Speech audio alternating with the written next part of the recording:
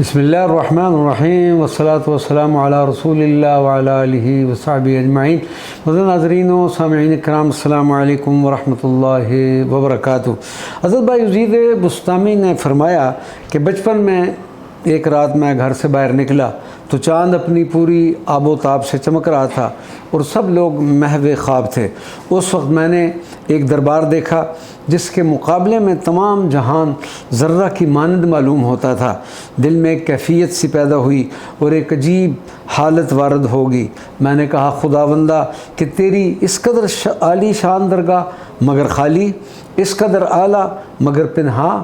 اس وقت غیبی آواز آئی کہ دربار کے خالی ہونے کی وجہ یہ ہے کہ کوئی اس طرف آتا نہیں، اس واسطے ہم بھی نہیں چاہتے کہ اس دربار میں کوئی داخل ہو۔ پھر میں نے نیت کی کہ تمام خلقت کو چاہوں، لیکن خیال آیا کہ مقام شفاعت تو سیدنا و مولانا جناب رسول خدا صلی اللہ علیہ وسلم کے لیے ہے۔ میں نے ادب کا لحاظ رکھا۔ اسی وقت ایک آواز سنی کہ اس ادب کی وجہ سے ہم نے تمہارا نام بلند کیا کہ قیامت تک لوگ نہ بھولیں گے، یعنی سلطان العارفین حضرت بایزید بسطامی۔ وصال کے بعد حضرت احمد خضریہ کی بیوی نے آپ کو زیارت کے لیے آئیں۔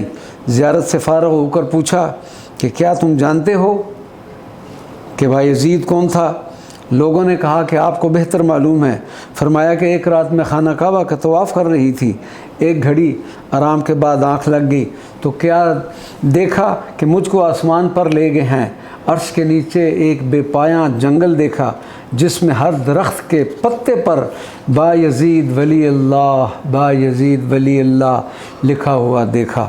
بعض بزرگوں نے آپ کو خواب میں دیکھ کر پوچھا کہ حضرت تصوف کیا ہے؟ فرمایا کہ آرام کا دروازہ اپنے اوپر بند کر لینا۔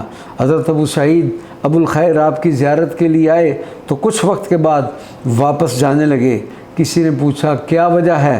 فرمایا کہ یہ ایک ایسی جگہ ہے، اگر کسی کی کوئی چیز کہیں گم ہو جائے تو یہاں آ کر تلاش کرے۔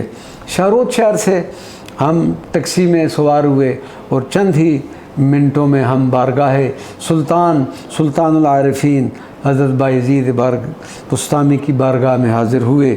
سلام کا نذرانہ پیش کیا، ختم شریف پڑھا اور اختتام مبارک پر مدار مبارک کی منتظم مدار مبارک کی موجودگی میں آپ کی بارگاہ میں ایک حقیر سا چادر کا نذرانہ پیش کیا۔ اللہ تبارک و تعالی ہماری ان زیارات کو شرف قبولیت بخشے اور انہی کی وجہ سے کل روز محشر ہمارا انجام اور حشر ان اولیاء کاملین کے ساتھ فرمائے۔ وما علینا الا البلاغ المبین۔